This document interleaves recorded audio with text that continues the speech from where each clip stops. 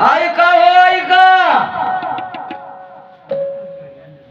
महाराज हिरण्यकश्यपूने सांगितलं आहे उद्यापासून देवाचं नाव नगरामध्ये कोणी घ्यायचं नाही हो.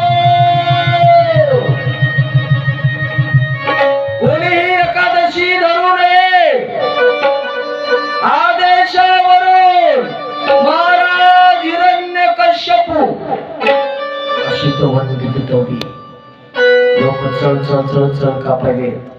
देवाचं नाव घ्यायला बंदी आली. एकादशीचे बंद झाले, नामसप्ताह बंद झाले, कीर्तन बंद झाले, भजन बंद झाले. देवाच्या नावावर बंदी केली.